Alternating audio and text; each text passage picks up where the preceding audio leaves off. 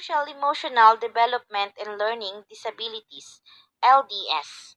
Children with learning disabilities often have difficulties that go far beyond those in reading, writing, math, memory, organization.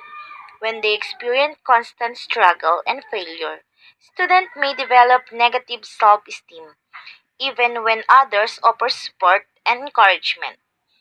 Low self-esteem and the lack of confidence only serve to further interfere with learning and academic success and can reinforce a cycle of failure and negativity. For many, strong feeling of frustration, anger, sadness, and shame can lead to psychological difficulties such as anxiety and depression. Research has also shown that students with learning disabilities are often less accepted and may be rejected by their peers. Social rejection can result in feeling of loneliness which in turn may lead to psychological difficulties such as anxiety and depression. Bullying. Students with LDs are also at risk of experiencing bullying for some of the following reasons. Number one, being different from their peers can set students up for targeting by bullies. Ito yung mga taong mababa ang tingin ng ibang tao sa kanila, kaya sila ang nagiging biktima ng mga bully. Second one, peers may taunt students over their attendance in a special education program. Yung iba, may mga kapansanan o kaya pangit ang tingin sa kanila ng iba kaya sila nabubuli. The third one, students with LDs may feel less confident and less confident than their peers and therefore feel less able and less entitled to stand up for themselves. This may be aggravated by their difficulty. Sila yung mga nabibiktima ng mga and feelings na nawawalan ng confidence sa kanilang sarili. Nahihirapan din silang i-express yung nararamdaman nila. O natatakot silang ilabas kung ano ang nararanasan nila sa pambubuli ng iba. Kaya minsan, natatakot ang ating mga special child o di kaya may mga kapansanang nag-aaral dahil sila ang target ng mga bully. Kaya minsan ayaw nilang pumasok sa paaralan dahil binubuli sila ng kanilang mga kaklase. It is important to remember that these are students with LDs for whom social skills are an area of strength and many are able to negotiate emotional challenges without needing support. Fostering resilience. Even when students have social and or emotional difficulties, some are more resilient than others. Long-term studies, which included young people with LDS, have found that several protective factors increase the probability of good life outcome, including developing a special skill or talent that helps students to be successful and appreciated for their contributions. Supporting adults outside the home, including educators, foster trust, act as gatekeeper for the future.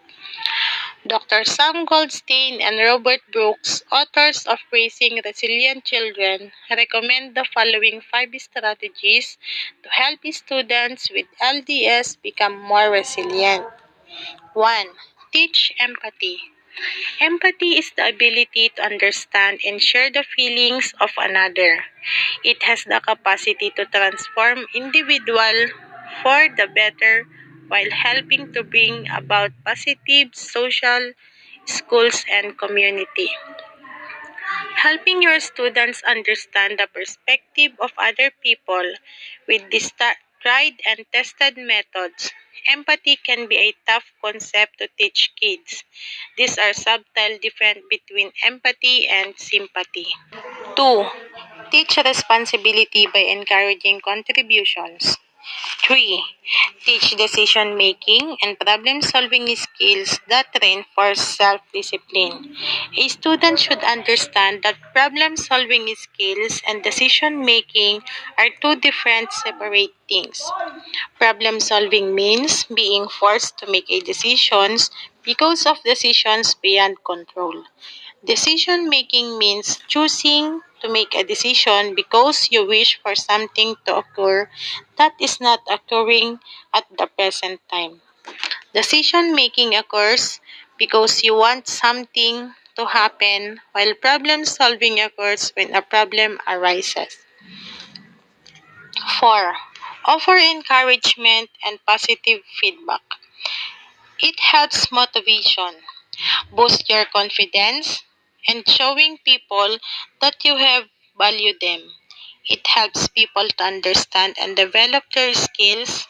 All of this has the positive impact for individual. 5. Help children learn to deal with mistakes. Providing examples of your own mistakes, the consequences now you learn from them. Encouraging children to take responsibility for their mistakes and not to blame others. Learning from mistakes is a part on how we challenge ourselves to learn to do things differently, and it motivates us to try a new one. The following is a short list of ways that educators can promote the social and emotional well-being of students with LDS. Recognize the student's specific areas of strength, competence, and need, and look for or create teachable moments to model and reinforce positive skills. Teach social skills the same way you would academic skills. Proceed in small steps, demonstrate and give multiple examples, offer practice and feedback, reinforce and praise, and systematically find opportunities to generalize newly learned skills and behaviors to different settings. Finding ways to build the students' self-concept and help them to achieve and sustain a level of appreciation and positive status among their peers. Number 4, try to minimize competition and focus instead on cooperative learning by creating opportunities for shared learning and joint activities. I am Rogie Unicatita Barnilia. Pamela Joyce Natividad. Rodeline Relucio. And kay saan kay Lagyang Domingo.